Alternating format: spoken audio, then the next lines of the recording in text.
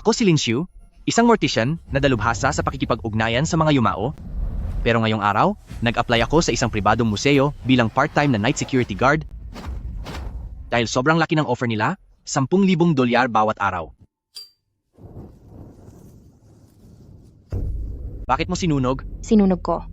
Dahil yun lang ang paraan para maging epektibo ang kontratang ito. Mr. Lin, maligayang pagdating sa pangsyam na pribadong museo. Tandaan mo, ibibigay ko ang sahod mo pagkatapos ng isang buwang pagtatrabaho.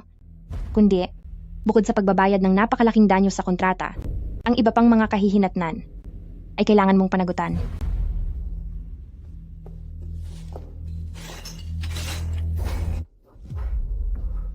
Ano ito?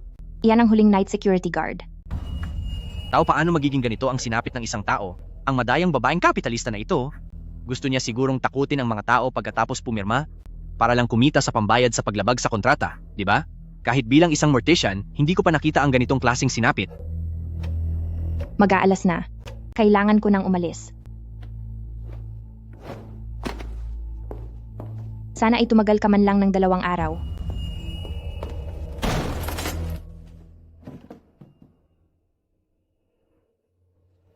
Una, ang oras ng trabaho sa museong ito ay alas 12 ng gabi hanggang alas 6 ng umaga, huwag kang papasok sa araw. Pangalawa, kapag nakita mong gumagalaw ang mga mata ng rebultong tangsangkay, takpan mo agad ito ng telang pula at hinding-hindi ka titingin sa mga mata nito. Pangatlo, ang dugo ang jade na panggayak sa buhok. Kapag may narinig kang iyak ng babae, magkunwari kang walang naririnig at huwag na huwag sasagutin ang anumang itatanong niya. Pang-apat, nawawala ang ulo ng rebultong tanso na walang ulo. Kapag hiningi niya sa iyo ang ulo niya, ibigay mo sa kanya ang ulo ng mannequin na nasa lamesa mo, pagkatapos ay ilak mong mabuti ang pinto ng iyong silid.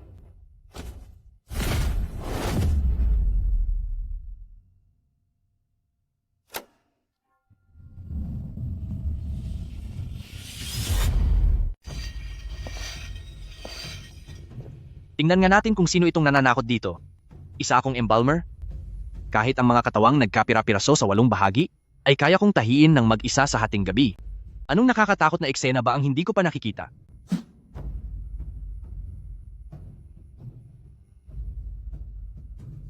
Itong sirang museong ito, bakit lahat ng gamit dito ay may sira?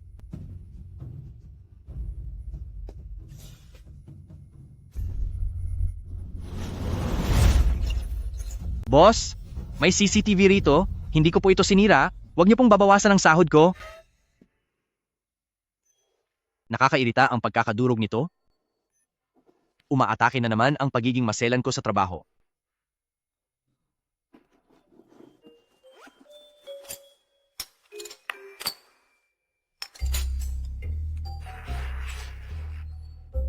Hindi sapat ang suporta nito, kailangang lagyan ng pako para tumibay.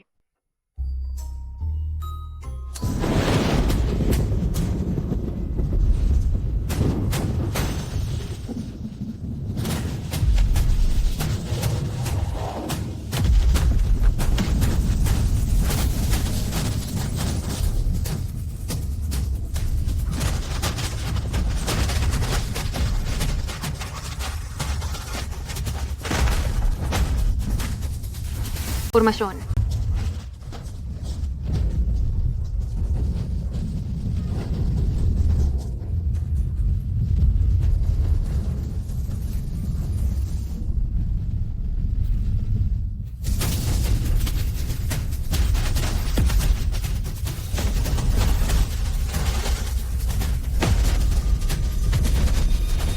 Isa itong S-grade na banta. Hindi natin ito kayang talunin. Paalisin na ang lahat ng tao sa buong lungsod.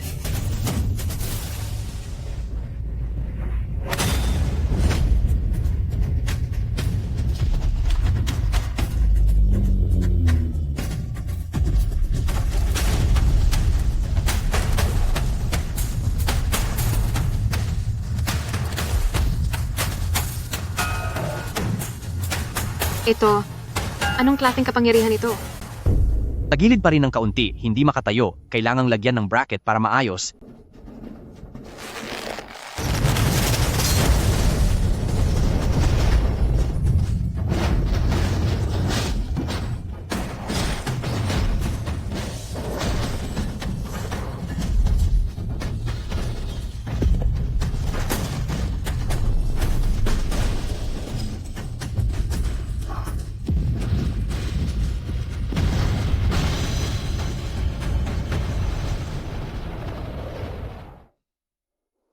Perpekto. Sa husay kong ito, kahit pa sa punerarya, tiyak na magpapasalamat ng husto ang mga kapamilya sa akin.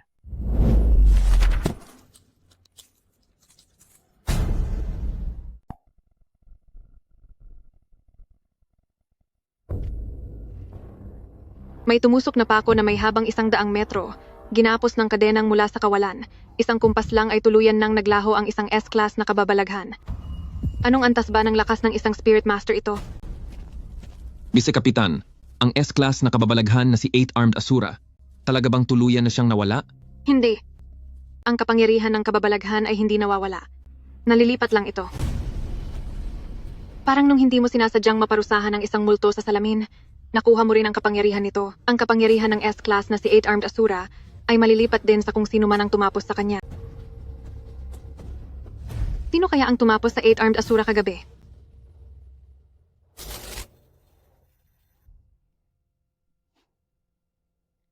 Sino kaya yon? Kuya Shu, malaking balita ito!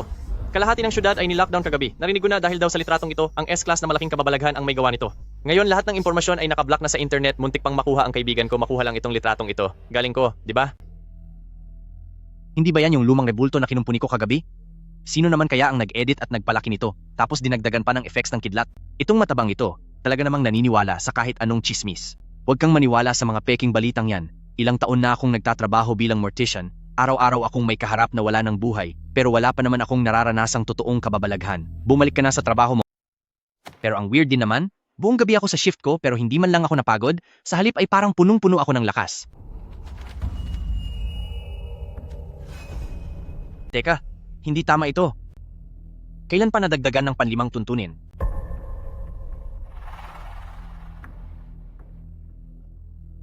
Siguro ay may nakakaalam na, naayos ko na, yung rebultong yon, kaya pinasok nila ito kagabi para magdagdag ng rule, para masisi nila ako. Mr. Lin, ikaw, buhay ka pa. Siyempre, buhay pa ako. Bakit? Nakakita ka ba ng kababalaghan? Nakaya mong malampasan ang unang araw ng ligtas. Mahusay. Sekretaryang Su? Bakit parang biglang may dagdag na isang rule kaysa kahapon? Pasimple nyo ba itong idinagdag? Huwag ka ng maraming tanong. Sumunod ka na lang sa lahat ng mga tuntunin na nakalagay dyan nang walang reklamo.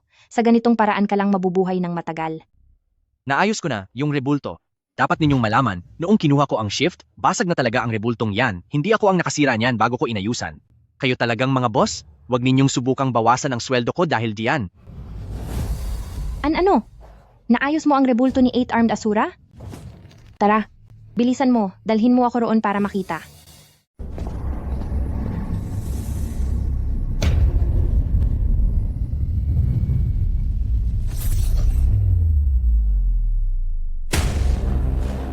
Ikaw, talaga bang nagawa mo ang 8 brasong Asura at tuluyang naibalik sa dati?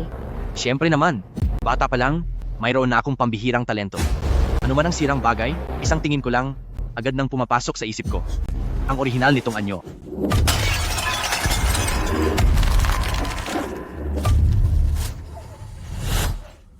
Sa loob ng maraming taon sa punerarya, lahat ng mga labing inayos ko sa Linshu ay laging may perpektong komento.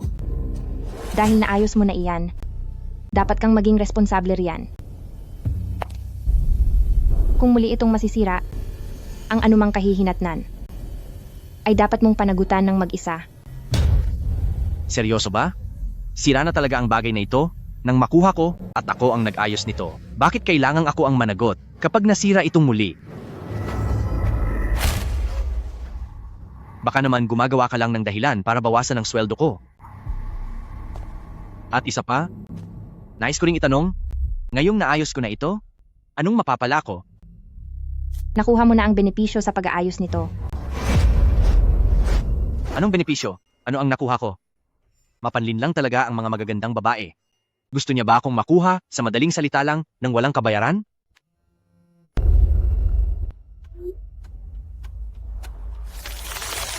Ganito na lang. Bukod sa mga benepisyong nakuha mo na, nag-utos na ang boss. Sa bawat antigong gamit na maayos mo, bibigyan kita ng karagdagang $100,000. $100,000? Bawat isa? Senior Secretary Sue? Aba, ayos pala iyon. Dapat sinabi mo na agad na may bayad pala. Madali naman pala akong kausap. Kung ganoon ang usapan, Huwag kang mag-alala. Basta tama ang bayad, kayang-kaya kong ayusin ang lahat ng antigong gamit dito sa museum niyo. Sisiguraduhin kong magmumukhang bago ang lahat.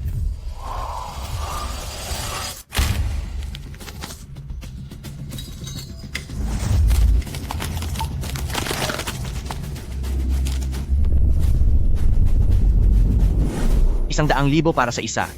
$1,000,000 para sa 10. Yayaman na ako. Yayaman na ako.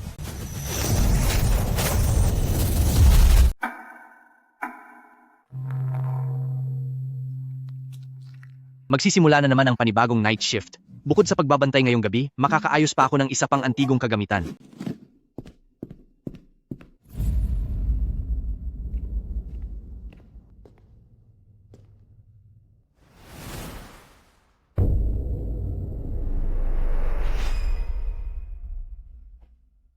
Anong nangyayari rito? Sandali, siguradong hindi ito basta-bastang lamat lang. Parang tinapyas ito ng espada o palakol. Sino kaya ang may gawa nito? Sekretary Yang Su? Hindi, imposible. Ang babaeng iyon ay buong araw na nagbabantay sa akin, suot ang kanyang mataas na takong, daig pa ang isang supervisor. Wala siyang pagkakataong gawin ito.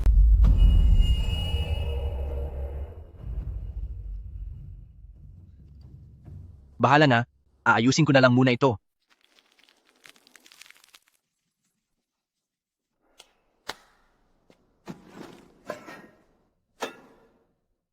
Susubukan kong makatapos ng isa pang repair ngayong araw, pero kailangan ko ring higpitan ang pagpapatrolya. Huwag lang talaga silang magpapadakip sa akin.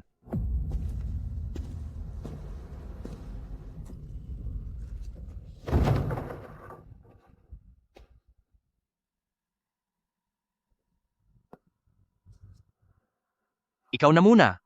Maliit lang naman ang lamat, madali lang itong ayusin.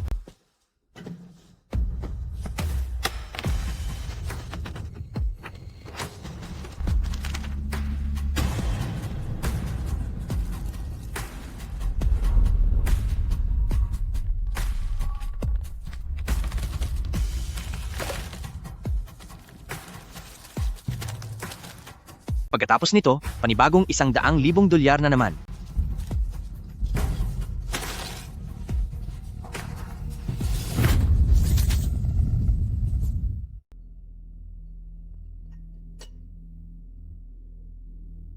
$100,000, $100,000.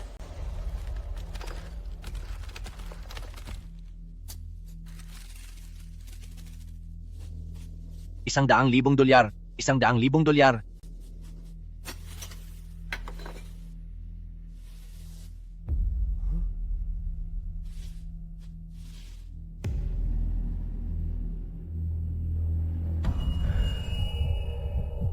Anong nangyari? Nasaan ang mga gamit ko? Nasaan na yung tambak na mga gamit? Tumubo ba sila ng paa at tumakbo? Sino ba ang gumawa nito?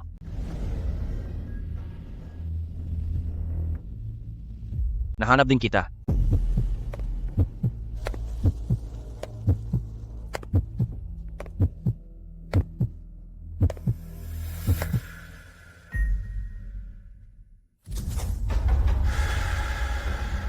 Walang tao.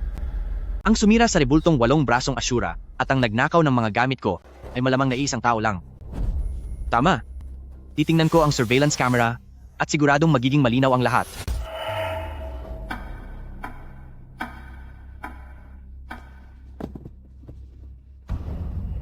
Pang-anim na panuntunan.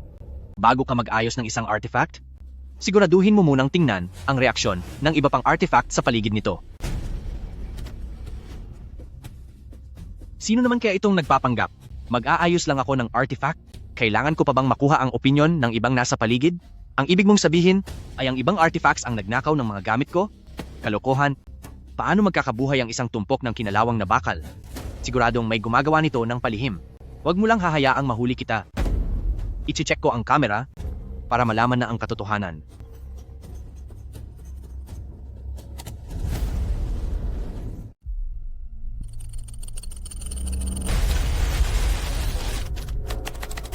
Anong nangyayari? Nawalan ng signal. Posible bang May nag-ayos din sa CCTV?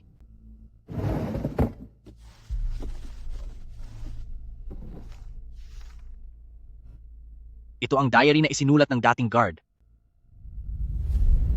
Unang araw. Dumating ako sa pribadong museum na ito para mag-night shift guard. Walang nangyari sa buong gabi. Napakadaling kumita ng pera dito. Ikalawang araw. Habang nagpapatrol, nagulat ako nang makita na nag-iba ang posisyon ng maraming artifact. Ang braso ng rebultong tanso ay tumaas. Ang mga mata sa painting ng katulong ay nakatingin sa akin. Sigurado akong hindi ganoon ang forma nila kanina. Ikatlong araw, sinabi ko ang nangyayari kay Sekretaryang Su. Sabi niya, masyado lang akong walang ginagawa sa night shift, kaya kung ano-ano ang naiisip ko. Sinabi niya sa akin na kung wala rin naman akong magawa, ayusin ko na lang ang mga sirang artifact at bibigyan pa niya ako ng malaking halaga. Ika-4 na araw. Dahil sa pera, sinimulan kong ayusin ang lumang salaming tanso na may sira. Pero, ayaw nilang maayos. Nang gabing iyon, isang tansong espada ang biglang lumipad mula sa lalagyan, muntik nang masagi ang ulo ko, muntik nang tumama sa ulo ko. Naintindihan ko na, hindi ko dapat inayos ang bagay na iyon. Habang nakatingin ako sa salamin, ang mga daliri ko ay nagsimulang tumigas at naging puti, mga parang porselana. Ako, nagiging bahagi na ako nito. Kung paniniwalaan ang nakasulat sa diary, ang mga puting pira-pirasong porselana sa lobby ay ang dating security guard. Sa ganitong paraan, parang nagkakaroon na ng linaw ang lahat, kabilang na kung bakit nanakaw ang mga gamit ko, pero parang napaka-imposible naman nito. Teka, kanina noong inaayos ko ang sirang salamin, matagal ding nakaharap ang mukha ko doon. Hinawakan din ng mga daliri ko ang salamin. Bakit wala namang nangyari sa akin? Sino yan?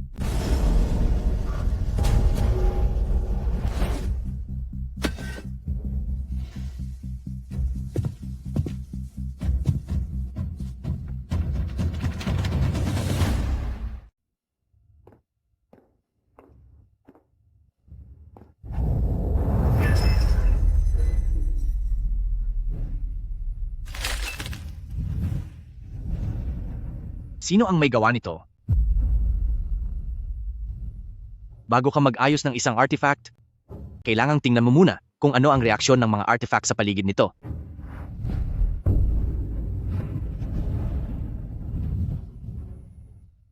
Bahala na. Aayusin ko muna itong tansong salamin ngayong araw.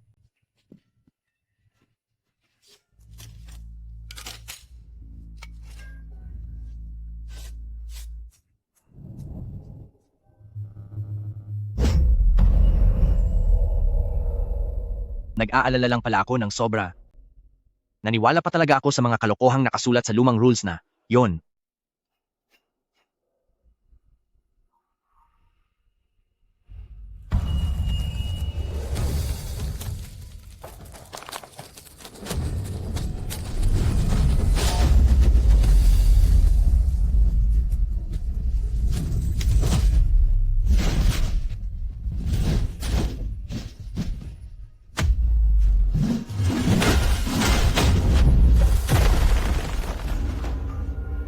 Gumagalaw nga talaga ang artifact na ito.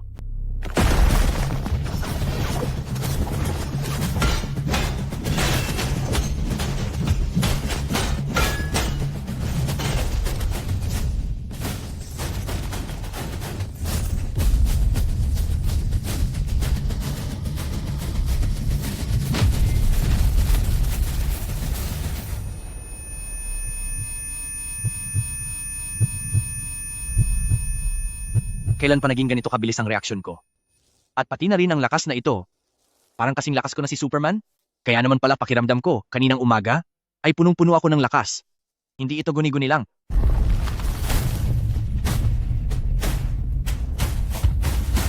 Ano bang ginagawa ng nakakatakot na bagay na ito? Susuko na ba siya dahil hindi niya ako kaya?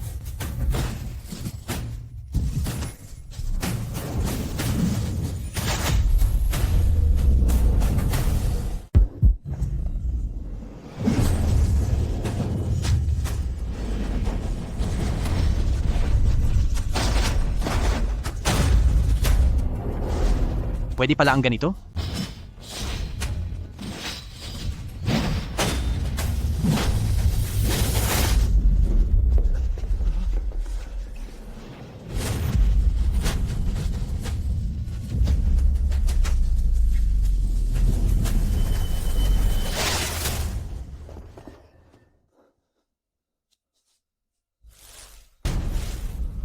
Ang walang kwentang bagay na ito ay talagang gusto akong tapusin.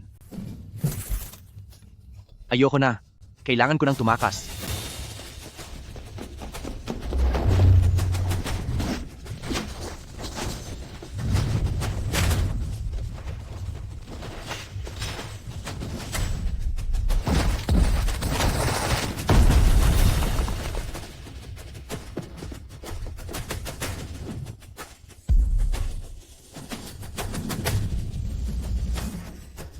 Museo ba ito o bahay na haunted?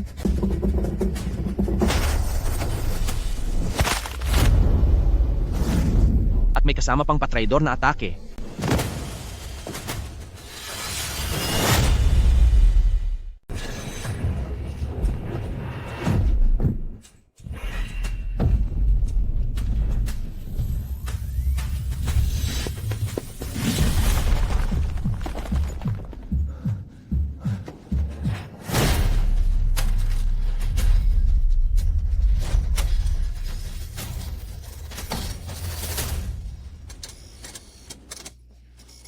Sa wakas, hindi na sila humahabol.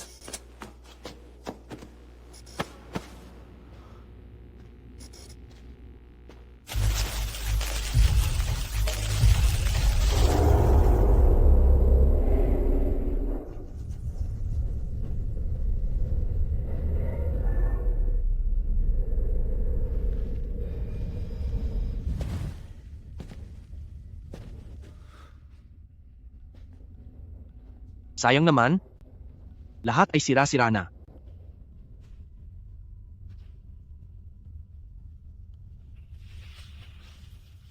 Lubay Duan. Ikaw, ngumiti ka ba? Nakakatakot din ang lugar na ito. Itong sirang museo na ito, walang kahit anong normal dito.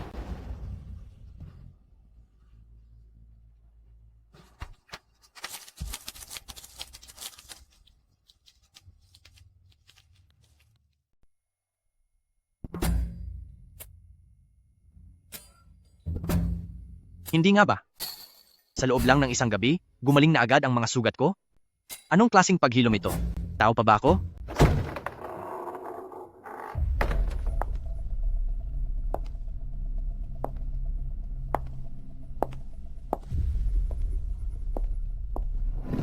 Tamang-tama ang dating mo. Mukhang napansin mo na. Hindi ito basta-bastang museum lang, di ba? Ang mga lumang kagamitan na iyon ay gumagalaw, nagnanakaw, at nananakit paggamit ang espada. Hindi ito trabaho ng isang night shift guard. Ito ay buwis buhay na trabaho. Ayoko na, magbibitiw na ako. Kahit magkano pa ang ibayad nyo. Ayoko na. Aalis ka, Mr. Lin, kapag itinigil mo ang kontrata ng mag-isa, kailangan mong magbayad ng 10 milyong dolyar bilang danyos. 10 milyong dolyar? Kahit ibenta nyo pa ako, hindi ako aabot sa 10 milyong dolyar? Mas pipiliin ko pang mabaon sa utang kaysa mamatay dito. Akala mo ba ay madaling umalis na lang kapag gusto mo? Naayos mo ang 8 brasong asura at nakita mo naman sa sarili mong mga mata na ang mga bagay na iyon ay ayaw maayos.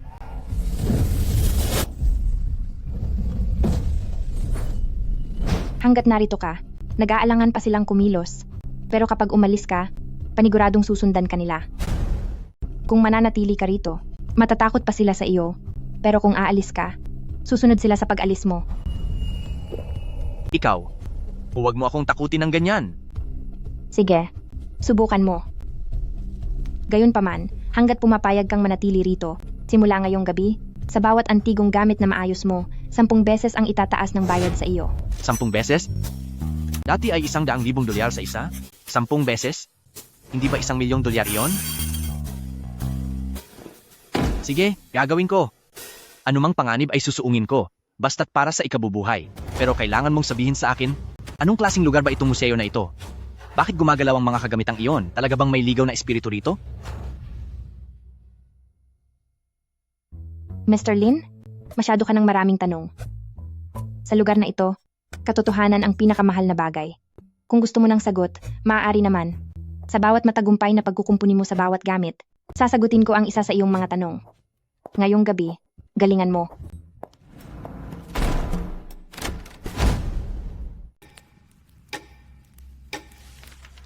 Ang pangpitong utos. Ang guard area ang tanging ligtas na lugar. Hindi ko alam kung malugod kanilang tatanggapin. May lumabas na naman na bagong patakaran? Sa guard area, yung mga naglalakihang rebultong tanso, guard ang tawag sa kanila. Ano naman ang tawag sa mga gumagalaw sa labas? Masamang espiritu? Multo? O kaya naman ay mga bagay na kinukulong doon? Tungkol naman kung malugod nila akong tatanggapin, nagtago na ako doon kagabi at walang nagtaboy sa akin. Kaya sa tingin ko ay tanggap nila ako. Kapag may nangyaring hindi maganda mamayang gabi, tatakbo na lang ako agad doon. Kahit hindi ko alam kung paano lumitaw ang mga alituntuning ito, mukhang totoo naman ang lahat ng sinasabi nito. Dahil mayroon na akong matataguan, oras na para gawin ang trabaho. 4. Nawawala ang ulo ng rebultong tansong walang ulo. Kapag hiningi niya ang kanyang ulo, ihagis mo ang ulo ng manikin na nasa ilalim ng mesa at pagkatapos ay ilock ang pinto ng working area. Ang rebultong walang ulo, mukhang madali lang itong ayusin. Ito ang aayusin ko ngayong gabi. Noong nagtatrabaho pa ako bilang embalsamador, nakakakita ako ng mga katawang wala ng ulo dahil sa aksidente. Hindi ba gumagamit din naman ako ng plaster o clay para gawan sila ng kamukhang kamukha para sa pamilya?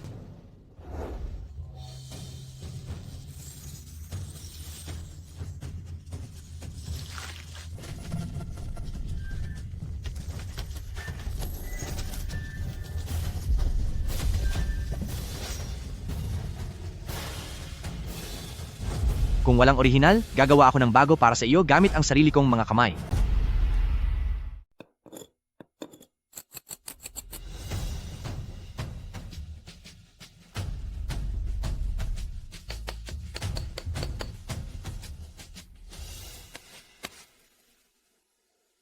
Sa wakas, nagtagumpay din.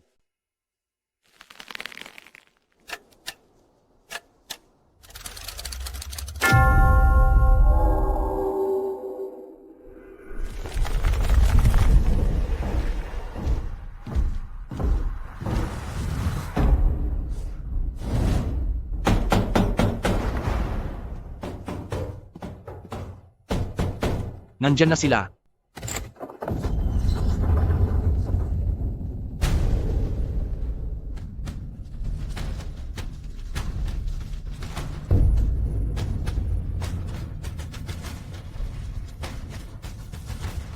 Hintay lang.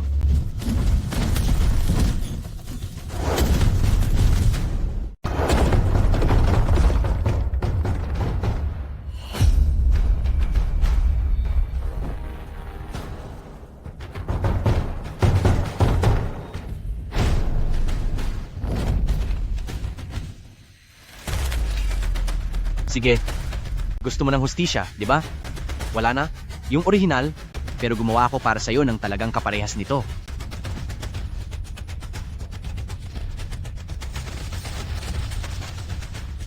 Ano?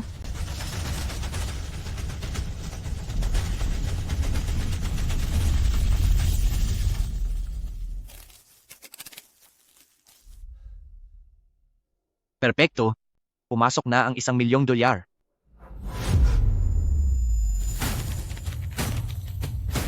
Anong nangyayari?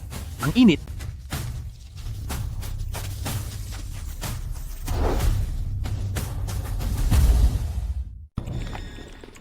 Nawalan kami ng ugnayan sa A Group. Bumagsak na rin ang depensa ng B Group. Ang C Group, wala ng buhay ang lahat ng miyembro ng C Group. Nasaan ang katawan ko?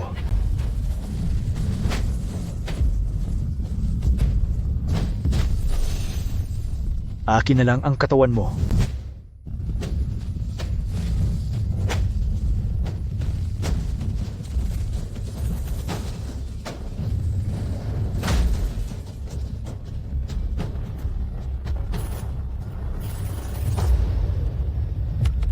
Sa loob ng nakalipas na 72 oras, tumaas ng 3 beses ang mga kakaibang insidente sa buong lungsod at ang pinakamapanganib sa mga ito ay kinumpirmang may codename na Tansong Ulo. Hanggang ngayon, wala na ang headquarter ng 3 A-level guardian, 7 B-level guardian.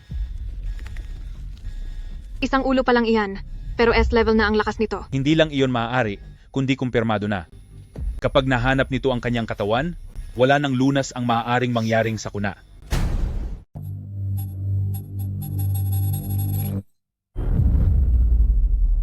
Ang target, nawala na. Ano? Nawala? Paano mangyayari iyon?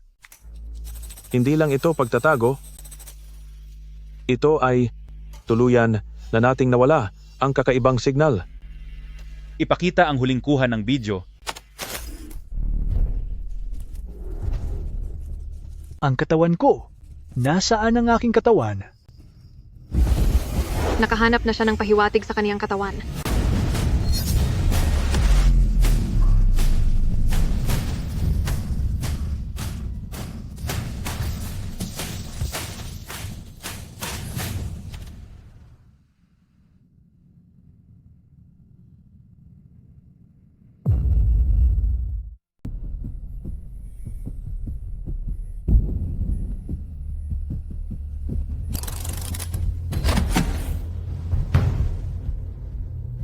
Totoo.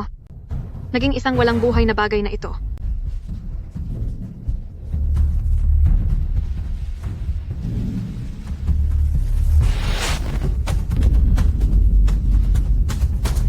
Lubay Duan. Sino ba iyon? Siya ang nagpanday nito. Ibig bang sabihin na yung S-class anomaly na ito ay sadyang ginawa ng isang tao?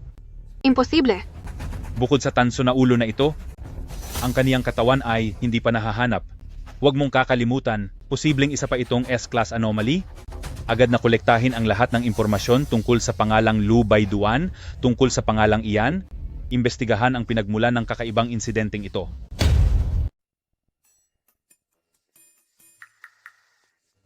Isa lang naman akong night shift security guard, pero pati ang paglilinis ng front desk ay pinapagawa sa akin.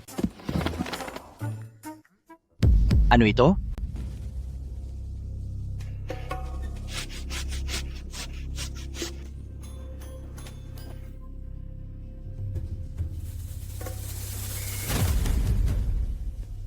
Sandali. Ang babaeng ito? Ito si Sekretaryang Su? Bakit parang ang litratong ito ay sobrang luma na?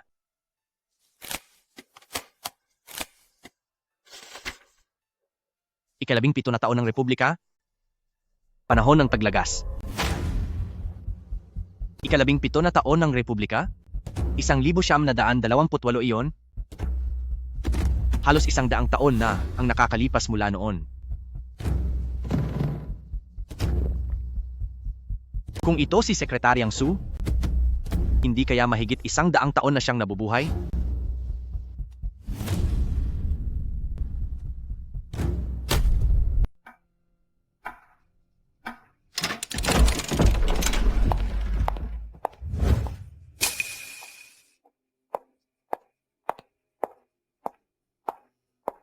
Hoy, Sekretaryang Su, magandang umaga.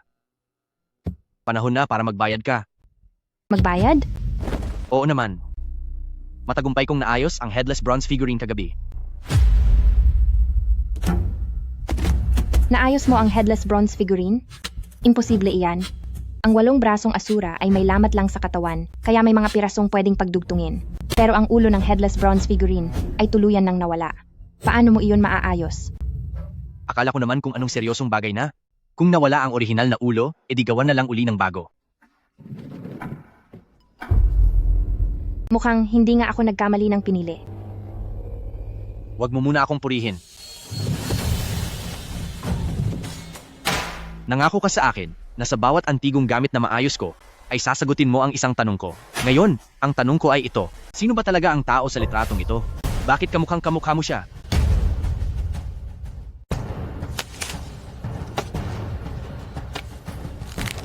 Taong 1927, halos 100 taon na ang nakalipas. Ito, lola ko ito. Maganda ang genes sa aming pamilya, kamukha ko lang ang lola ko. Ano bang ipinagtataka mo? $1,000,000 ay ipapasok sa card mo sa tamang oras. Kailangan ko nang umalis dahil may gagawin pa ako.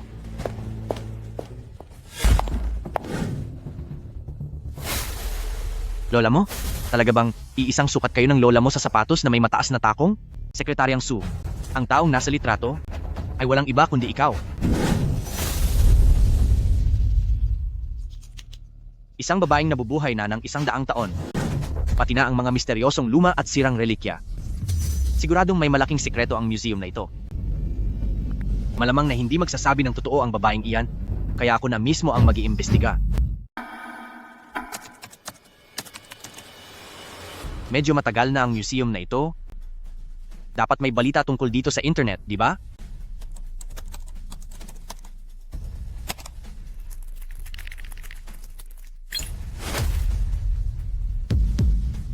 Kahit isang bakas, wala. Gayong nasa gitna ito ng syudad.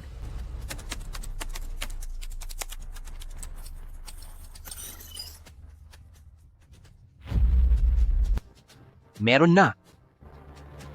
Isang kakaibang tao mula sa Republican era?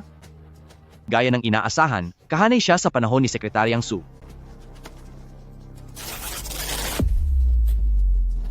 Wisit. Nandito lang yon kanina. Bakit nabura agad sa loob ng isang segundo?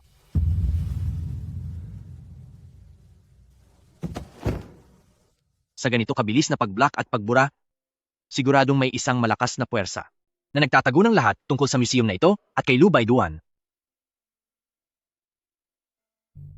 Mukhang wala na akong makikita pa sa internet. Kailangang magtanong na ako sa matabang iyon para sa mga impormasyon. Marami siyang koneksyon at alam ang lahat ng chismis.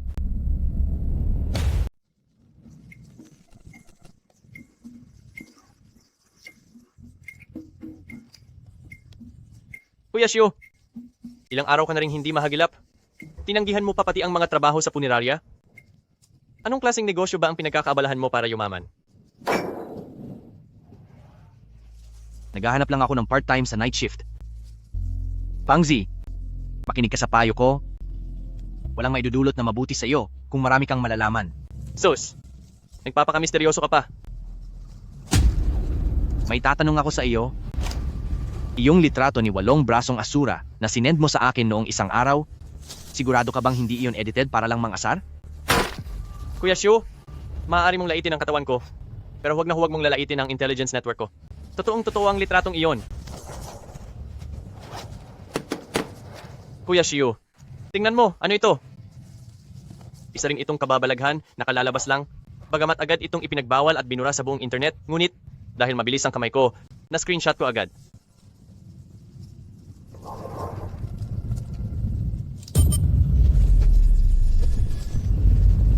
Teka, hindi ba ito iyong ulong ginawa ko kagabi, base sa sukat ng walang ulong rebultong tanso? Bakit magkapareho sila? Natulala ka na ba? Nabalitaan kong itong bronseng ulo na ito ay nananakit at nagpaparusa saan man. Palaging isinisigaw na kailangang mahanap ang kanyang katawan. Maraming buhay na ang nawala. Hindi nga nagsinungaling sa akin si Sekretaryang Su? Pagkaalis ng museo, siguradong may malaking gulo. Oh, anong nangyari pagkatapos? Saan napunta ang bagay na yon? Yan ang hindi mo alam, di ba? Nagpadala ang mga opisyal ng Spirit Suppression Bureau at ang ulong ito ay tuluyan ng naparusahan at nakulong na. Spirit Suppression Bureau? Anong klase ang organisasyong iyan? Kuya Shio, sa tamang tao ka nagtanong yan. Ang Spirit Suppression Bureau ay isang sikretong departamento na binuo ng pamahalaan na dalubhasa sa paghawak ng mga madalas na pangyayari sa buong bansa na maging ang siyensya ay hindi maipaliwanag, mga kakaiba at mahiwagang kaganapan. Nabalitaan ko na parami ang mga misteryosong kaganapan, kulang na ang mga tauhan ng Spirit Suppression Bureau. Kaya naghahanap sila ngayon sa buong bansa ng mga taong may espesyal na kakayahan. Dahil ang Spirit Suppression Bureau ang dalubhasa sa mga mahiwagang kaganapan at sila rin ang nakahuli sa bronseng ulong iyon, siguradong sa loob ng kanilang mga file ay may mga impormasyon tungkol sa pangsyam na pribadong museo at tungkol kay Lu Baiduan. Basta't makapasok ako sa Spirit Suppression Bureau, tiyak na malalaman ko ang mga detalye tungkol sa museong iyon. Pangzi, may kakilala ka ba sa loob ng Spirit Suppression Bureau? Gusto ko ring sumali. Anak nang, Kuya Shio, nababaliw ka na ba? Espesyal na sangay ng gobyerno iyon. Puno iyon ng mga taong may kakaibang galing at mga ekspertong nagtataboy ng masasamang loob. Saan naman ako makakahanap ng kakilalang makapangyaman doon? Hindi ba sabi mo, naghahanap sila ng mga taotong may kakaibang talento? Naghahanap nga sila, pero napakataas ng pamantayan nila. Kailangan mong mapatunayan na mayroon kang espesyal na kakayahan at pumasa sa pagsusulit ng Spirit Suppression Bureau para makasali ng direkta.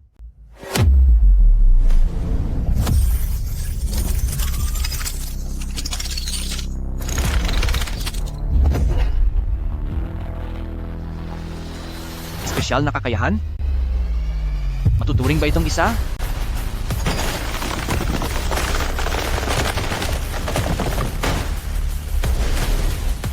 Shiyu, Kuya Shiyu, ikaw, walang hiya, tutulungan ka nga bang may ganyang kakayahan? Pangzi, irehistro mo ako.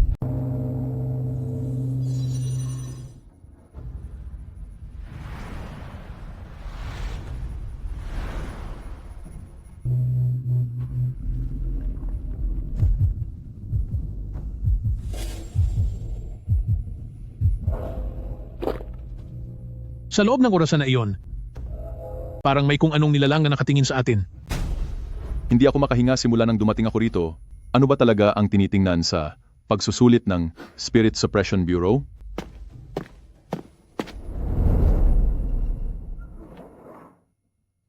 Maligayang pagdating sa seleksyon para sa Spirit Suppression Bureau. Ako ang inyong punong tagasuri sa pagsusulit na ito. Spirit Suppression Bureau Vice Kapitan by G.E. Napakasimple lang ng patakaran ng Spirit Suppression Bureau sa pagkuha ng mga baguhan. Ang malalakas ay mananatili, at ang mahihina ay aalis na. Nakikita niyo ba ang orasan na iyon? Sa loob niyan, ay may nakakulong na isang Class A na halimaw na may code na Facial Eater. Nabubuwang na ba kayo? Ang Class A na halimaw ay isang nakakatakot na nilalang na kayang magwasak ng kalahati ng lungsod at hahayaan nyo lang yun dito? Tahimik. Sa oras ng pagsusulit, tatanggalin lang ng Spirit Suppression Bureau ang bahagi ng selyo nito upang maglabas ng napakaliit na bahagi ng nakakatakot na enerhiya. Ang sinumang makakayanan ang antas na D na nakakatakot na enerhiya ay maaaring maging baguhang Spirit Tamer ng Spirit Suppression Bureau. Ang makakayanan naman ng antas na C na enerhiya ay direktang magiging isang ganap na antas na C na Spirit Tamer. Kung mayroong magpakita ng pambihirang galing at makayanan ang antas na B na nakakatakot na enerhiya, ay direktang kikilalanin bilang antas na B na Spirit Tamer. Maaari po bang magtanong, Bise Kapitan? Anong antas po kayong Spirit Tamer? Ang ating by Vice Kapitan ay isang antas na A na Spirit Tamer sa buong Spirit Suppression Bureau. Ang mga nakakaabot sa antas na ito ay iilan lang at napakabihira. Para sa inyong mga baguhan, kung makakayanan ninyo ang antas na D sa simula at hindi kayo maihi sa inyong mga salawal sa takot, ay isa na iyong napakalaking himala para sa inyo.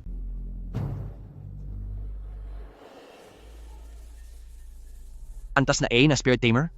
Sa pakinggan ng sinabi niya, ang antas na A ay mukhang pinakamataas na uri na ng mga eksperto.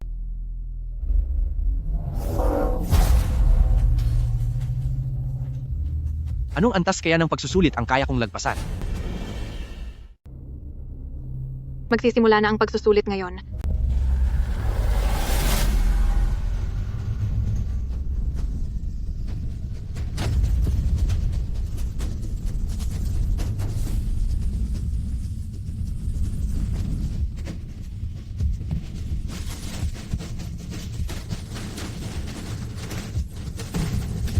Ang mukha ko. Napakasakit ng mukha ko.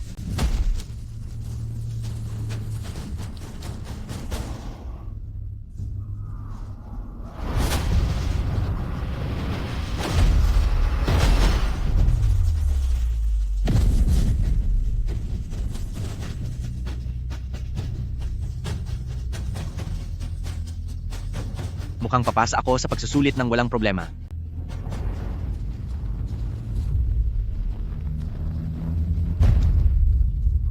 Talaga bang ganito ito kalala?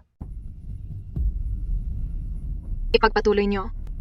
Buksan ito hanggang sea level.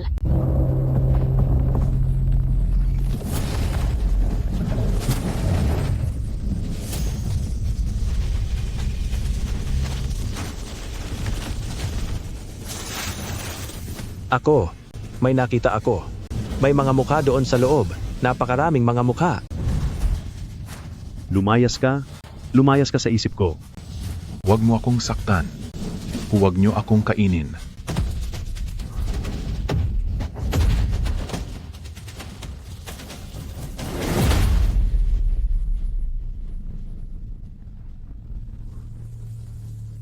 Iyan na ang hangganan nyo. Kaya umalis na kayo agad. Huwag nyo nang pigilan ang paghamon ko sa mas mahirap. Itaas na ang hirap nito hanggang B level. Itaas ang level sa level B. Sigurado ka ba? Sigurado ako.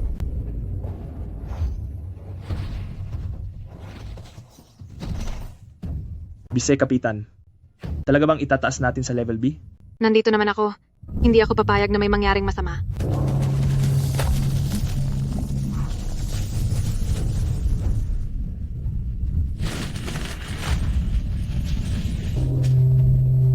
Ibigay mo sa akin ang mukha mo. Ang perpekto ng mukha mo. Hayaan mong kainin ko yan. Nagugutom na ako.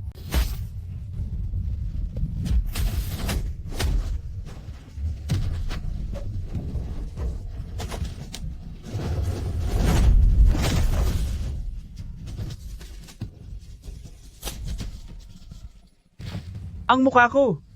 Tinanggal niya ang mukha ko! Ang baguhan na ito ay hindi talaga marunong rumespeto. Ang agwat ng mga Class C sa Class B na Spirit Masters ay napakalayo. Sa dinami-rami ng mga tao na nagre-recruit ang Spirit Suppression Bureau ng mga baguhan, wala pang nakakapasa ng diretso sa Class B exam.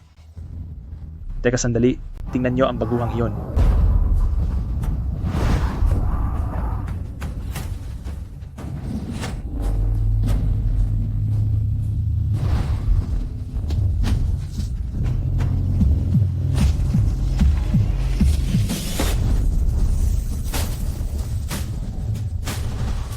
Nako, hindi. Nasira na ang selyo. Ang puntirya niya ay ang baguhan. Lahat kayo umurong.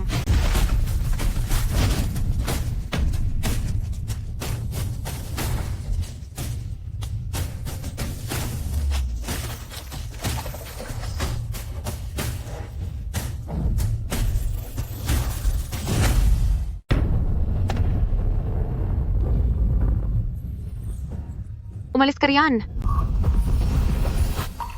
Wala akong nararamdamang panganib. Tingin ko ay kaya ko itong harapin. Lagot na. Masyadong mahina ang loob ng baguhang ito. Mukhang natulala na siya sa takot dahil sa kauriang A. Nawala na pati ang likas na ugali niyang umiwas. Kung hindi siya iiwas, kahit pa may kapangyarihang mag-teleport ang Vice Kapitan, ay hindi siya maililigtas.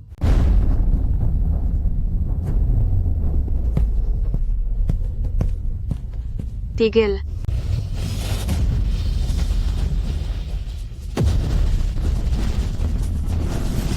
Lumayas ka.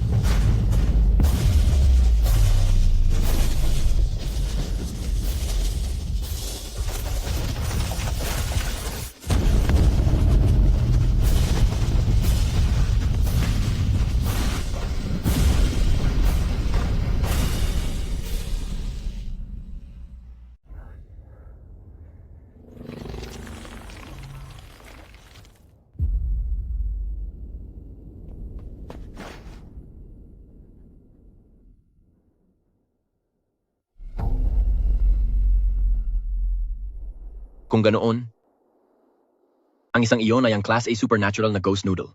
Isang baguhan lang ang tumalo sa kampana at sa halimaw ng sabay. At ginawa niya iyon sa isang tirada lang.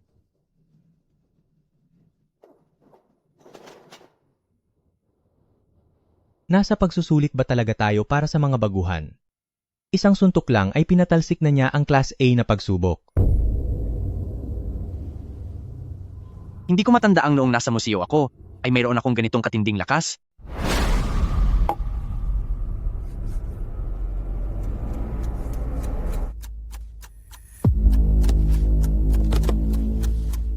Lin Xiu, congratulations sa iyo.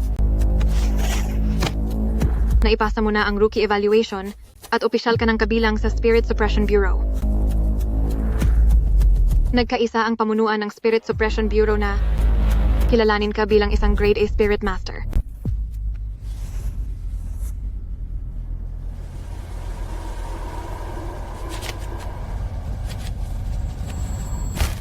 Ang Grade A Spirit Master ang nagsisilbing pinakasentro ng lakas ng Spirit Suppression Bureau. Simula sa araw na ito, matatamasa mo na ang pinakamataas na uri ng serbisyo ng Spirit Suppression Bureau, pati na rin ang lahat ng impormasyon at mga resources. Tama ang naging sugal ko. Dahil sa Grade A authority na ito, maaari ko nang imbestigahan ang pangsyam na pribadong museo. Lin Xiu, mayroon lang akong kailangang ipaalala sa iyo. Masyadong espesyal ang lakas mo. Hindi ito mukhang nakuha mula sa pagsasanay. Bagkus ay mukhang kinuha mismo ito sa isang halimaw. Anong ibig mong sabihin? Sa mundo natin, mayroon kaming sinusunod na mahigpit na batas. Ang kakaibang lakas ay hindi nawawala na parang bula. Ito ay naililipat lamang. Kahit pa mapuksa ang isang grade S na halimaw, ang lakas nito ay hindi basta mawawala. Sa halip ay direktang mapupunta ito sa taong tumapos sa kanya. Ang misteryosong kapangyarihan ay hindi mawawala. Nalilipat lang ito. Kakatapos mo lang talunin ang A-grade na halimaw na si Shimian. Ayon sa batas, namana mo na ngayon ang kapangyarihan ni Shimian. Idagdag pa ang dati mo ng taglay na lakas. Sa pagtatasa namin sa tunay mong kakayahan sa labanan, ikaw ay nasa antas na ng isang matinding A-grade. Kapag tumalo ng halimaw, makukuha mo rin ang kapangyarihan nito? Mula nang maayos ko ang 8 brasong asura at ang headless bronze figurine, nagkaroon na ng pagbabago sa katawan ko. Ibig bang sabihin na yung 8 brasong asura at pati ang headless bronze figurine ay mga halimaw din? Pero ang problema, hindi naman ako nagtatapos ng mga halimaw. Tinulungan ko lang silang maayos. Kapitan Bai, masyadong malalim ang mga sinasabi mo, hindi ko gaanong maintindihan. Sa totoo lang, dating puneraryo ang trabaho ko. Alam mo naman, araw-araw kaming nakakasalamuhan ng mga namayapa na. Siguro ay may kung ano lang akong nadikit sa akin. Dahil ayaw mo namang magsalita, hindi ka pipilitin ng Spirit Suppression Bureau. Bawat malakas na tagapagtanggol ay may sariling sikreto. Basta't ginagamit mo ang lakas mo laban sa mga halimaw, itinuturing ka naming kasama sa laban. Lin Xiu, sa ngalan ng Spirit Suppression Bureau Special Action Group, formal ko nang inaprubahan ang pagsali mo sa grupo. Maligayang pagdating.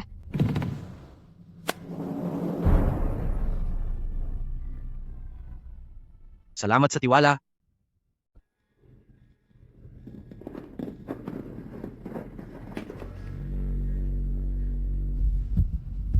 Commander, sa malalim na bahagi ng Underground River sa kanlurang distrito ng lungsod ay may sumabog na matinding kakaibang enerhiya. Patuloy na tumataas ang sukat ng enerhiya nito at nalampasan na ang limitasyon ng level A. Kunin agad ang video ng nangyayari sa lugar na iyon.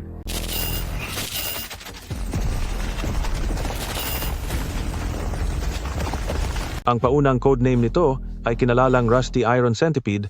Sa ngayon, may 2 grupo ng mga trabahador sa lungsod ang bumaba para sa maintenance. Ang nakaranas ng pagsalakay, marami sa kanila ang lubhang napinsala.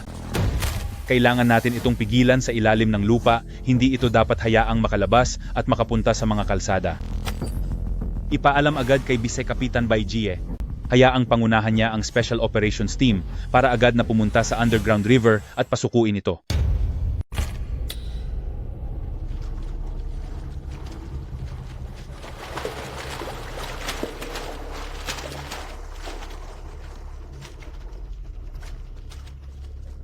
Dapat sana, dumadaan ang mga bago sa kahit kalahating buwan man lang na training, bago sumalang sa mga operasyon.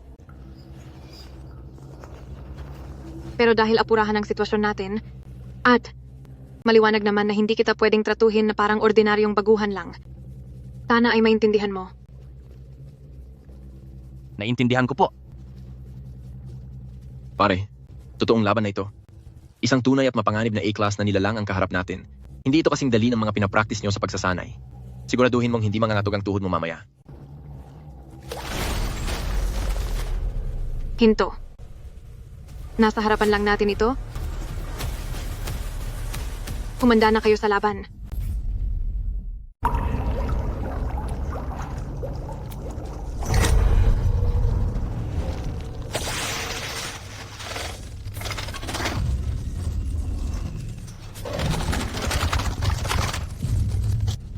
Pumuwesto na kayo.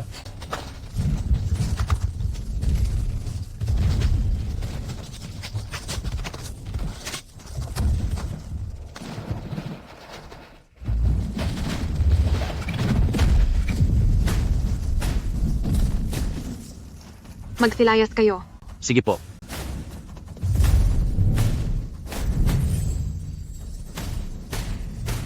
Tapusin sila.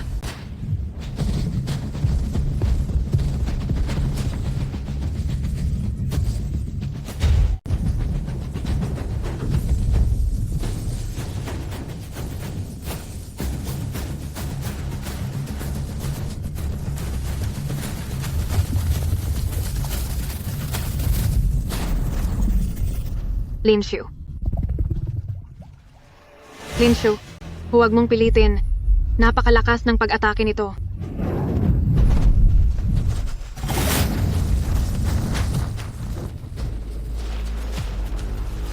Ano?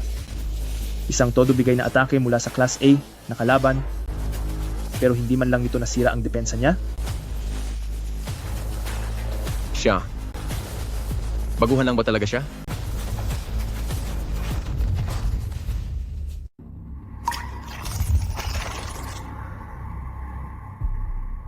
Tapos ko na kayong talunin. Gusto niyo nang umalis? Ako naman. Lumabas ka.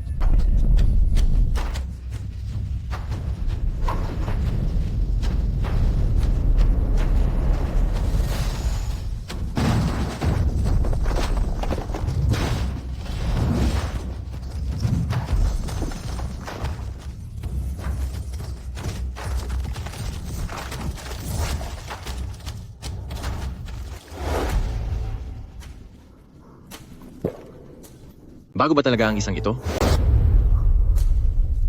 Bakit parang mas nakakatakot pa siya kaysa sa mga halimaw?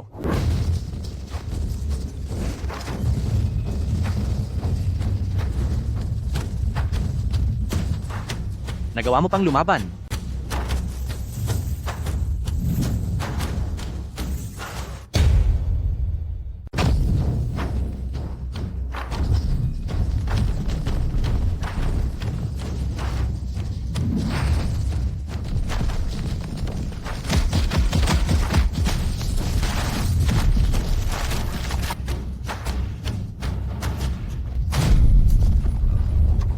Madurog ka.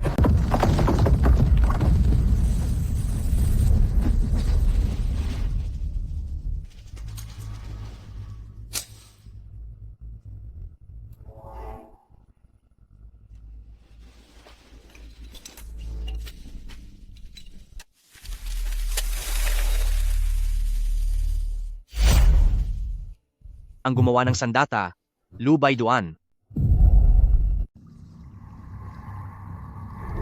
Lu Baiduan. Iyong tanso na rebulto ng tagapangalaga? Pati na ang Class A, nakakaibang nilalang dito sa ilalim ng ilog, ano ba talaga ang ugnayan niya rito?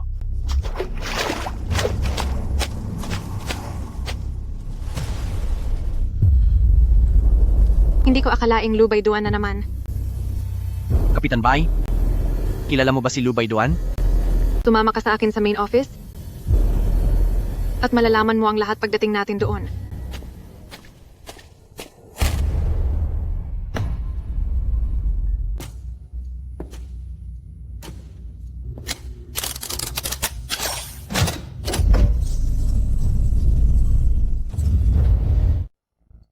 Tingnan mo ito.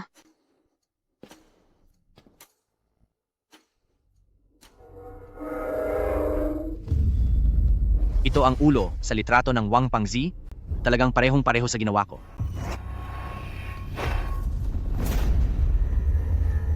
Hindi ko pa ito nakita dati kung ano ang itsura ng orihinal na ulo ng estatwang tanso na walang ulo. Nagkataon lang ba ito? O ano ang nangyayari? Anong nangyayari sa iyo? Nakita mo na ba ito? Hindi, wala po. Pakiramdam ko lang ay masyadong kakaiba ang itsura nitong tansong ulo. Ito ang S-level na kakaibang nilalang na tinalo sa isang atake ng isang misteryosong espiritu tagapagpaamo, gaya ng A-level na alupihan kanina. Sa katawan din ito, ay nakaukit ang pangalang ito. Kapitan Bai? Sino ba talaga ang Lu Baiduan na ito? Base sa impormasyong nakalap ng Spirit Suppression Bureau sa ngayon, si Lu Baiduan ay isang misteryosong tao na aktibo noong panahon ng Republika. Sinasabing isa siyang napakahusay na manggagawa, na may mga kamay na kayang kumontrol ng balanse ng mundo at magbigay buhay sa mga bagay na walang kaluluwa. Pero, tungkol sa kanyang buhay, at kung paano siya nawala, ang lahat ng mahahalagang record na iyon ay nakalock at hindi ma-access. Nakalock? Kahit ikaw wala ring permiso na makita ito? Hindi lang ako, pati ang punong komandante ay walang karapatang direktang tingnan ito. Dahil ang lahat ng impormasyon tungkol kay Lu Baiduan ay nakapaloob sa isang file na may codename na Proyektong Pagpapakalma sa Espiritu Blag. 9, isang SSS level na secret file. Ano? Proyektong pagpapakalma sa Espiritu Blyg 9 eh. Tama. Ito ang pinakamataas na lihim na itinatag noong simula pa lang.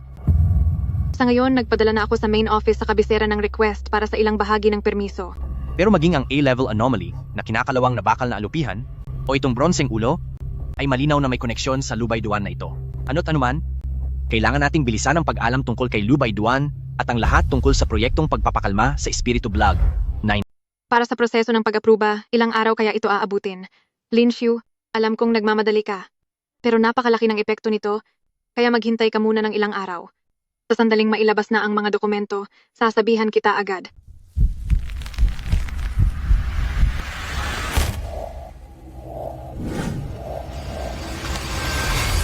Ang pangsiyam na pribadong museo at proyektong pagpapakalma sa Espiritu Blyg 9, parehong may mga salitang ikasiyam na numero at may malalim na koneksyon sa Lubay Duan. Ibig bang sabihin nito? Ang punong-puno ng mga sira at mahiwagang kagamitan na pangsyam na pribadong museo ay may iba pang pagkakakilanlan? Lin Xiu, naririnig mo ba ako?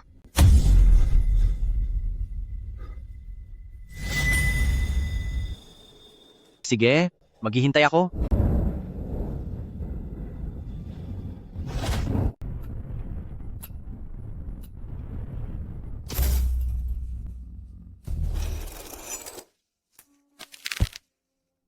Ngayong gabi, aayusin ko pa ang isang antigo at pagdating ng bukas ng umaga, gagamitin kong panakot ang pagtigil sa pag-aayos para pilitin si Sekretaryang Su na magsasabi na ng totoo.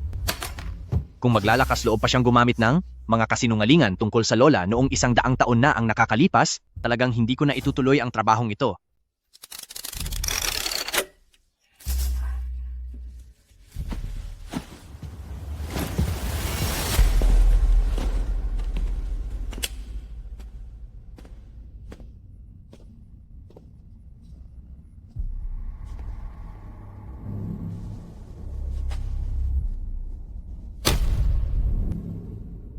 Nawawala. Gaya ng inaasahan, ang nakatagpo ko. Kaninang umaga sa ilog sa ilalim ng lupa na grade A anomaly na bakal na alupihan ay totoong tumakas mula sa museum na ito. Pero bakit ang liliit ng mga display dito sa loob? Pero kapag nakalabas na, ay lumalaki ng mahigit 10 metro? Kahit nakakagalaw at nakakasakit ang mga bagay dito, kung ikukumpara ang laki at lakas nito sa mga grade A at grade S na mga nilalang sa labas, ay talagang malayong malayo ang pagkakaiba. Ano ba talaga ang nangyayari rito?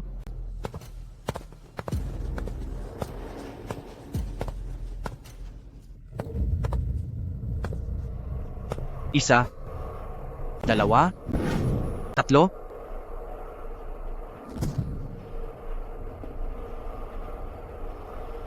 Sampu.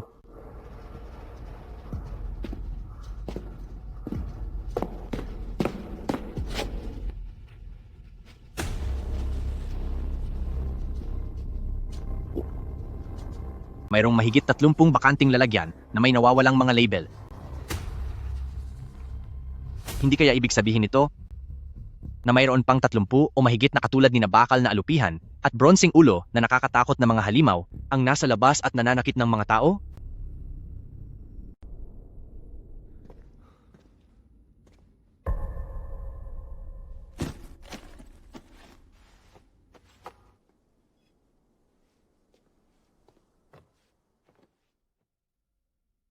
Aayusin ko na ito ngayong gabi.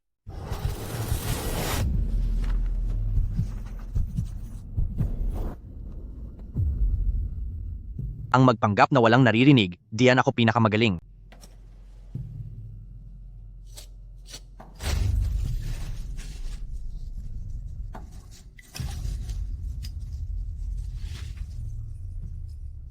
Nakikita mo ba ako? Unang alituntunin ng isang mortician, huwag na huwag magagambala habang nagtatrabaho. Bakit mo ako binabalewala?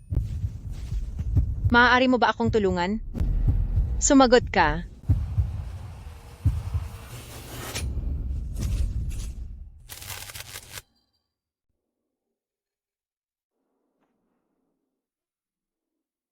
Tapos na.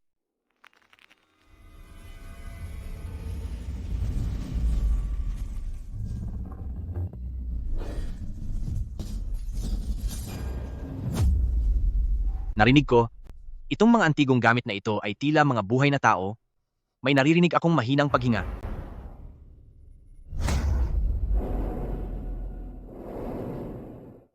Sino yan? Sino ang bumubuntong hininga?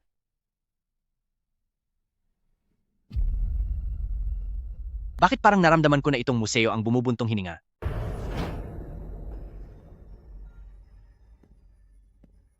Ang luma at sirang museong ito ay hindi lang gumagalaw ang bawat antigong gamit. Maaari kaya na pati na rin ang gusaling ito mismo ay buhay din?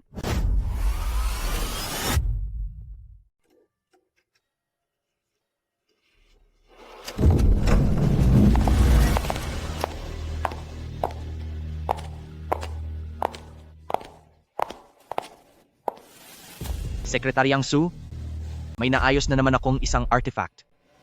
Salamat po sa pagod nyo. Ang $1,000,000 na bayad sa pag-aayos, ayon sa napag-usapan natin ay, ipapasok po namin sa card nyo mamaya. Dapat lang na hindi mabawasan ang pera, pero hindi lang pera ang kailangan ko. Base sa napag-usapan, kailangan mo ring sagutin ang isang tanong ko. At dapat totoo ang isasagot mo. Huwag mo na akong lolokohin ng mga kwento tungkol sa litrato ng lola mo.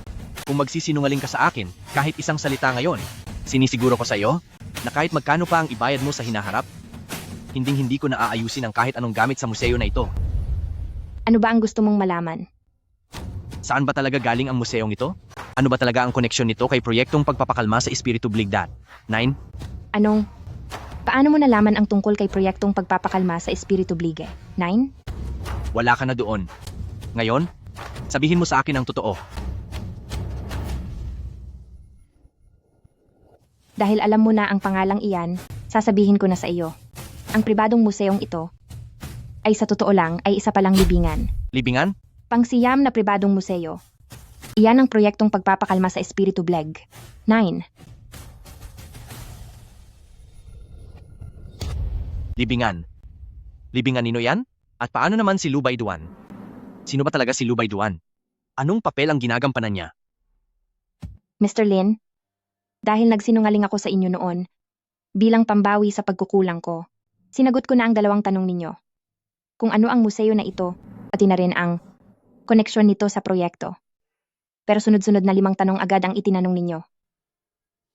Sekretaryang Su, huwag mo akong idaan sa ganyang rason. Ang patakaran ay patakaran. Kung gusto ninyong malaman kung kaninong libingan ito, o kung sino si Lubay Duan. Ngayong gabi, ipagpatuloy ninyo ang pag-aayos nito.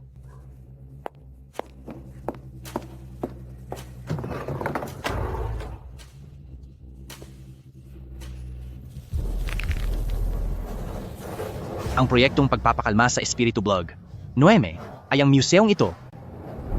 At isa pala itong libingan. Pero sa loob nito, sino ba talaga ang nakahimlay?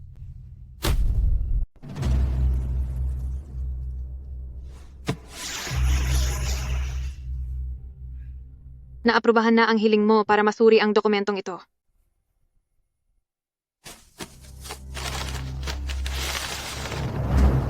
Sa wakas nakuha ko rin.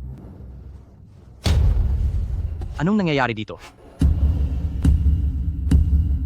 Nang makuha ko ito kanina, ganyan din ang naging reaction ko. Ang dokumentong ito ay kulang.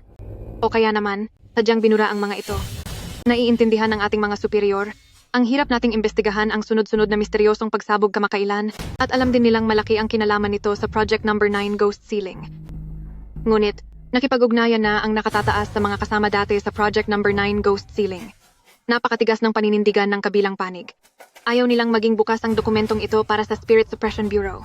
Kaya naman, ang tanging pinayagan ng nakatataas na makita natin ay ang mga natirang bahagi na hindi masyadong natatakpan ng itim na tinta.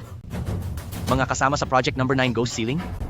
Proyekto pa ito noong unang bahagi ng pagtatatag ng bansa o noong panahon pa ng Republika. Kung buhay pa ang mga taong nakilahok doon, ilang taon na kaya sila sa ngayon?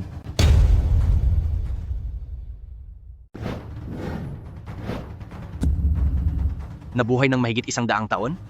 Pero hindi naman ito imposible. Hindi ba't may kakilala akong si Sekretaryang Su na nabuhay din ng mahigit 100 taon? Ibinigay ang sarili bilang kasunduan. Isinakripisyo ang sarili para sa bayan, panghabambuhay na pagpapasunod.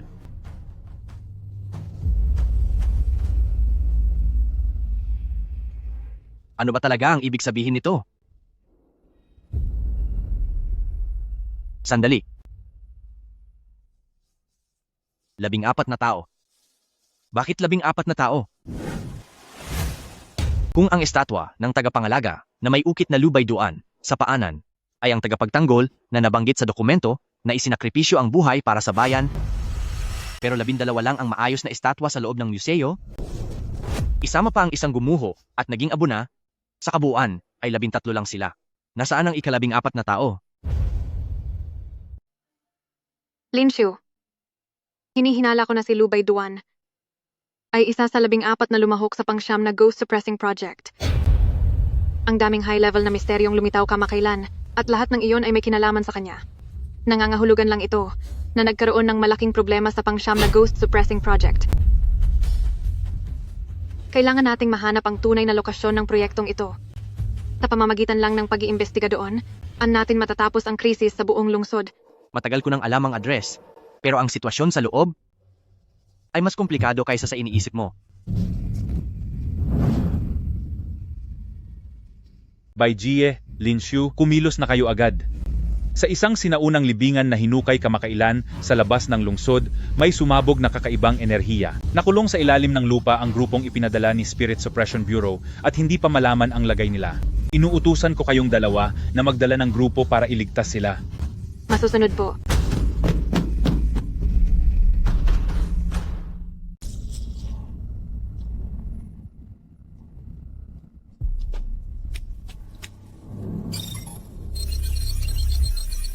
Gulong-gulo na ang magnetic field. Masyadong malakas ang kakaibang interference. Hindi na mahanap ng detector ang kinaroroonan ng mga kasamahan natin. Patayin mo ang flashlight. Ako na ang bahala.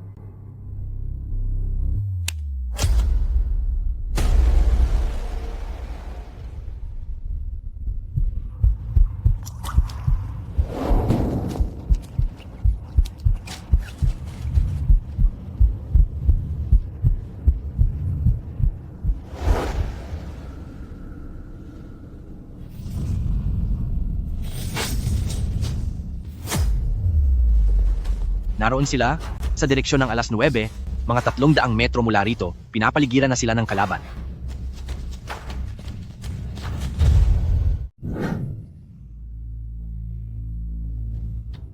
Lagot? Hindi ko na kaya.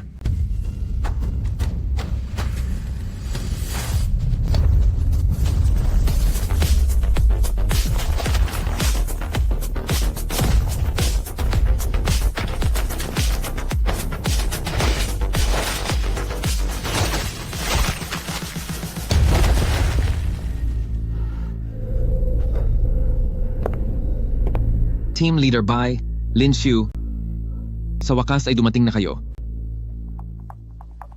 Tingnan ninyo ang pader na ito.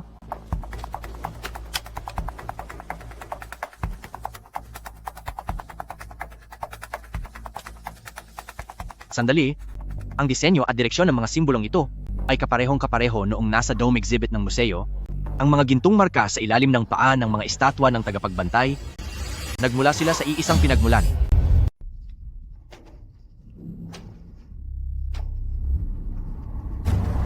Dito sa lugar na ito,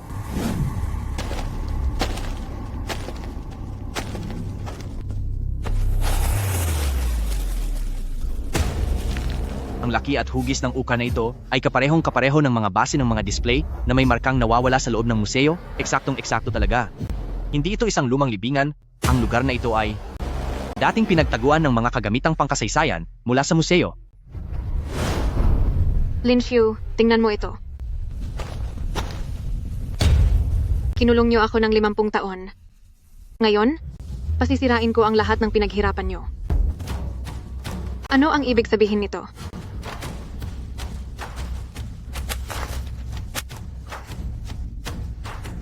Ang mga ito ay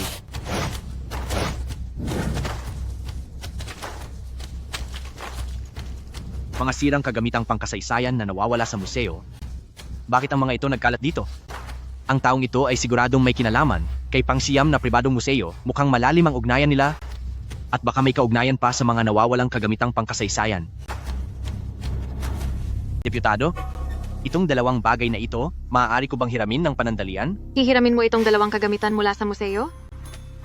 Opo, malaki ang maitutulong ng dalawang ito sa akin. Pero sa ngayon, ay hindi ko pa pwedeng ipaliwanag. Dahil sa napakalaki ng naitulong mo sa operasyon na ito, ako na ang bahalang magdesisyon, hinahayaan kitang kunin ang dalawang bagay na ito. Maraming salamat po.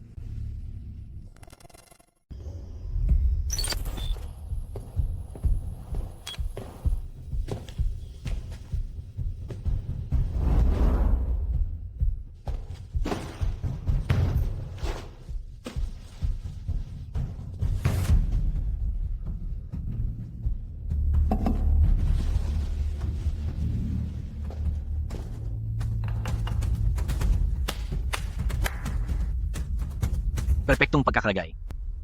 Ang mahanap ang mga nawawalang artifact at maibalik ito sa pinagmulan?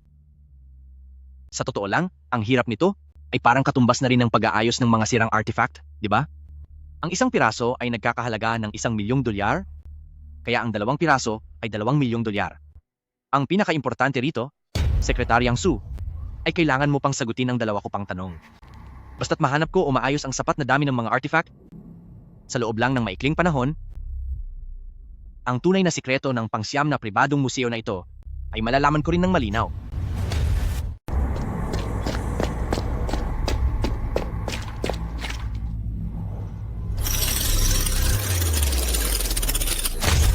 Nawala na naman siya.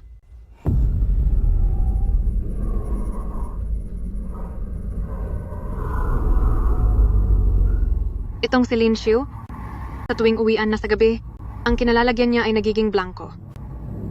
Malinaw na sinusundan ko ang kalsada na dinadaanan niya, pero bakit tuwing naririto na sa paligid ng lumang kalsada? Ang buong pagkatao niya ay parang bigla na lang naglaho, at kahit anong gawin ay wala akong mahanap na kahit anong bakas. Pagkasali niya sa Spirit Suppression Bureau, agad niyang ginamit ang Level A na autoridad para imbestigahan si proyektong pagpapakalma sa Espiritu Bli. 9. Taglay ang ganoong klaseng katakot-takot na kapangyarihan, pero nakakapagtaka na wala siyang alam tungkol sa mga misteryosong batas. Lin Xiu, sino ka ba talaga?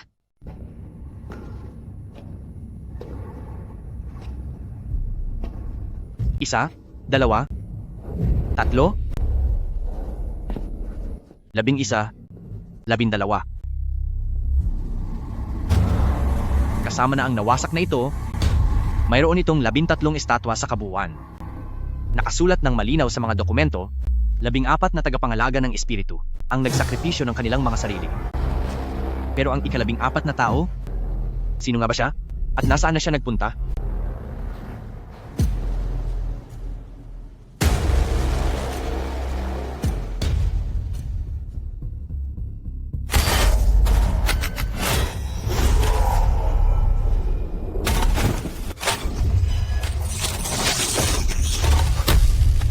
Ang lakas pa ng loob mong gumawa ng gulo?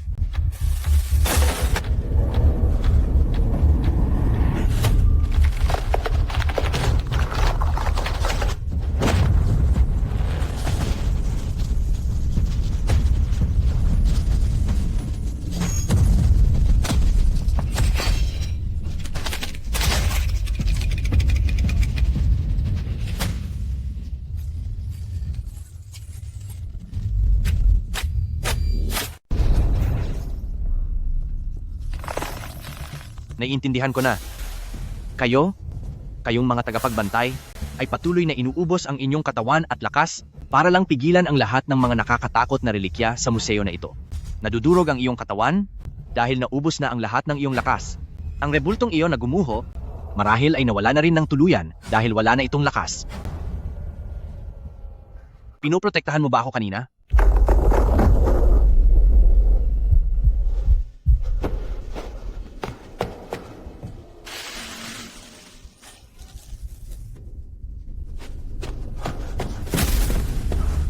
Panday Lubay Duan, Maestro Zhou Tieju, Magpapalayok ni Weng, Manghahabi yung Jinyang, Musikero Zhong Lisian, Kaligrapo Mo Qiangqiu, Manlililok ng Bato Shibuyu, manggagawa ng Lakazusuming, manlililok ng Jade Bihen, Karpintero Ban Lusheng. Paggawa ng bakal, pagpinta, paglilok, paghahabi, sining ng lacquer, tunog ng alpha, kaligrafiya, pag-ukit ng bato, pag-ukit ng jade, gawaing kahoy, at paggawa ng palayok. Isang platero si Lubay Duan, kaya lahat ng mga kagamitang bronze dito sa museo ay gawa niya. Hindi kaya ibig sabihin nito na ang mga porselana ay ginawa ng magkukitang si Niweng? Ang mga larawan ng court ladies wearing flowers sa pader ay ipininta ng pintor na si Dan Qingzi? Ang jade na hairpin ng luha ng dugo naman ay nililok ng ukit hiyas na si Bihen. Kung ganoon, lahat ba ng mga antigo sa museong ito ay sila ang mismong gumawa?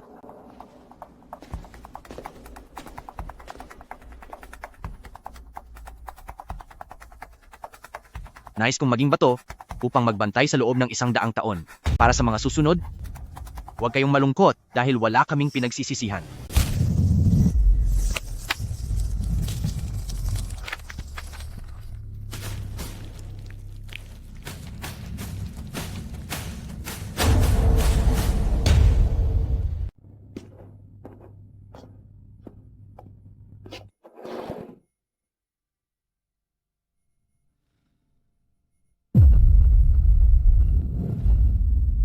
Bilisan ang pagkumpuni, paubos na ang ating oras.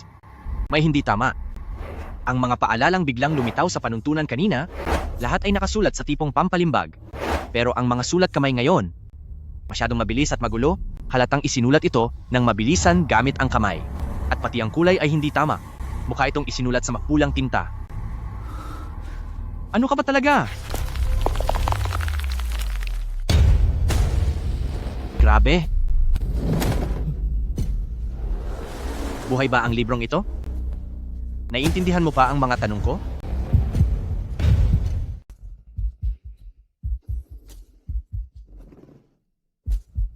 Dahil nakakausap ka naman? Sige. Tatanungin kita? Sino ba talaga ang gumawa sa iyo?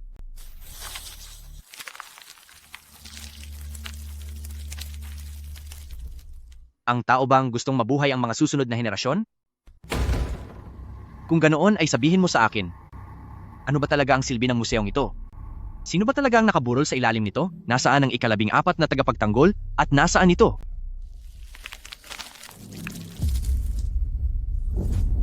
Itanong sa kanya, sino siya? Ibig mo bang sabihin, ay si Sekretaryang Su? Hoy, huwag kang magkunwaring wala na. Siya ba talaga si Sekretaryang Su? Bakit kailangang ituloy ang pag-aayos sa mga antigong gamit? Ayusin mo naman ang pananalita mo. Hoy, propesiya ng aklat. Kaibigan, nandyan ka ba?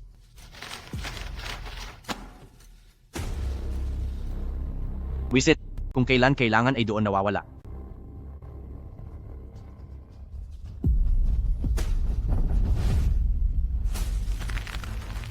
Itatanong ko na lang sa kanya. Sige, ituturing ko na ang babaeng iyon ay si Sekretaryang Su.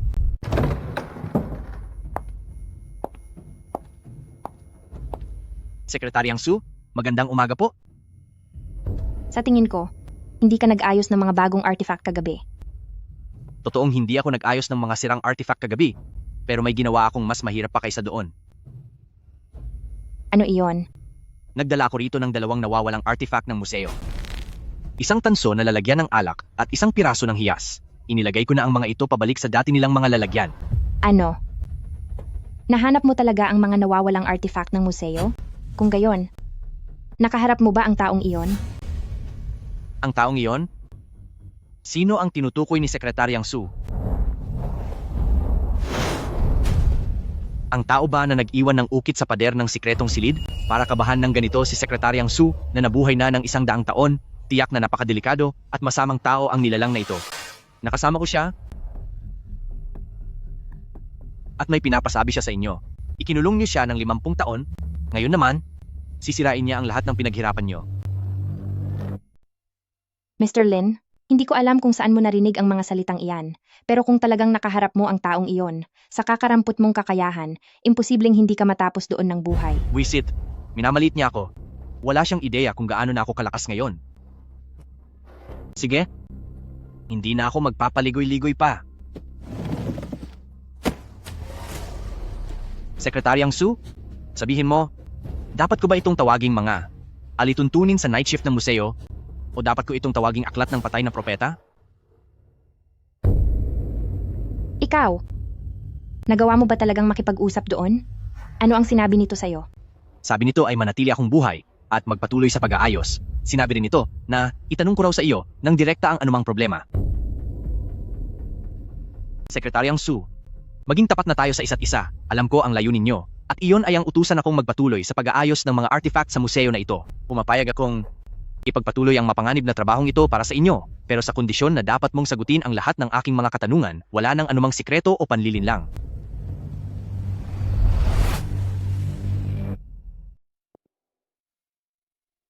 Dahil pati ito ay handa kang gabayan, tila tinanggap ka na talaga nito. Pangako, ano ba ang gusto mong malaman? Basta't alam ko, sasabihin ko sa iyo ang lahat. Unang tanong, ang mga sirang antigong gamit sa museo na ito, ano ba talaga ang mga ito? At isa pa, bakit sa tuwing inaayos ko ang mga antigong gamit na ito, ay nakakakuha ako ng kakaibang lakas sa hindi maipaliwanag na paraan? Mr. Lin, hindi ba't sumali ka na sa Spirit Suppression Bureau? Ang mahalagang panuntunan ng Spirit Suppression Bureau, dapat ay sa ulado mo na iyon, di ba? Ang misteryosong lakas ay hindi nawawala, kundi lumilipat lamang. Tama. Sa mundong ito, ang misteryo ay walang katapusan at hindi namamatay. Para tuluyang mapatigil ang isang kababalaghan, ang tanging paraan ay ikulong ito. At ang pag-aayos mo sa mga sirang antigong gamit na ito, ay katumbas na rin ng muling pagkulong sa mga ito. Ang pagkulong sa kanila, ay katulad na rin ng pagtapos sa kanila. Kaya naman, sa sandaling maayos mo ang isang kagamitan at muling makulong ang kababalaghan, ang lakas na kinuha mula rito ay kusa ng lilipat sa iyo bilang tagapag-ayos. Iyan ang dahilan kung bakit patuloy kang lumalakas. Sige. May itatanong pa ako sa iyo. Kung ang lahat ng mga sirang artifact na ito ay puno ng nakakatakot at misteryosong enerhiya, bakit itong mga nawawalang artifact na nasa labas ay may kapangyarihang gumawa ng malaking pagkawasak, pero sa loob ng museo na ito, limitado lang ang mga ito sa pagiging maliit na bagay? Karamihan pa sa kanila ay halos hindi man lang makagalaw ng maayos. Saka, maging ang sarili kong lakas ay may malaking pagkakaiba kapag nasa loob ng museo kumpara sa kapag nasa labas. Parang dito sa loob, ang kalahati ng lakas ko ay napipigilan. Dahil, iyan ang mismong dahilan kung bakit itinayo ang pangsiyam na pribadong museo, iyan ang pinakarason. Dito sa loob ng museong ito, lahat ng mga misteryosong kapangyarihan ay kailangang tuluyang masupil. Nasupil ang mga misteryosong kapangyarihan? Lin Xiu, naisip mo na ba ito ng mabuti? Bakit ang museong ito ay mayroon lamang eksaktong 5 pangunahing bahagi? Ang Bronze Area, Jade Area, Calligraphy at Painting Area, Ceramics Area, at Terracotta Warriors Area. Mayroon bang espesyal na kahulugan ang mga ito? Dahil ang disenyo ng 5 exhibit na ito ay base sa pinakamataas na pormasyon ng Taoismo na mapa ng True Forms ng 5 sagradong bundok at itinayo ayon dito. Ang museo mismong ito ay isang napakalaki at makapangyarihang pormasyon na nagbubukod sa langit at lupa.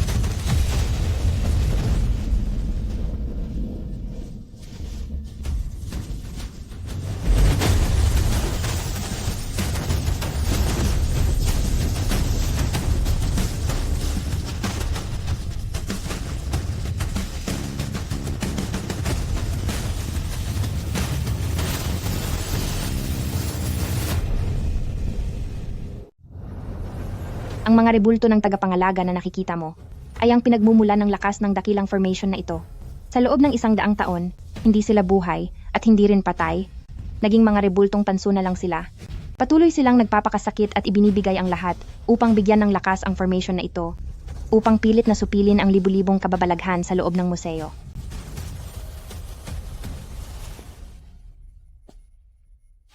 Linshu, ngayong alam mo na ang lahat.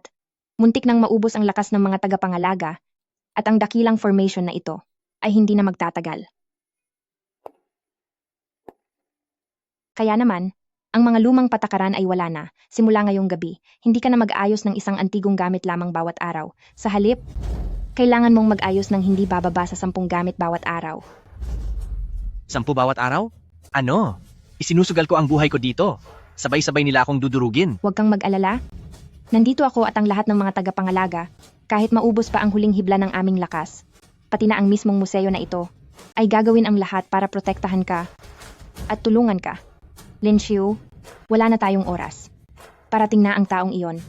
Dapat mong gawin ang iyong buong makakaya sa pinakamabilis na paraan upang matapos ayusin ang lahat ng gamit sa loob ng museong ito sa lalong madaling panahon. Sa patuloy na pag-aayos mo, mas lalong lalakas ang kapangyarihan mo. Hanggang sa makuha mo ang lahat ng lakas mula sa 12 tagapangalaga at maging pinakamalakas na exorcist sa panahong ito. Sa ganoong paraan lamang, mapapalitan mo sila at tuluyang matatapos ang bangungot na ito na tumagal ng 100 taon.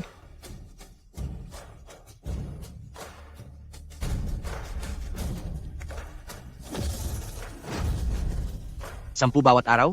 Ganoon ba? Sige. Dahil sa akin na embalsamador, napunta ang gawaing ito.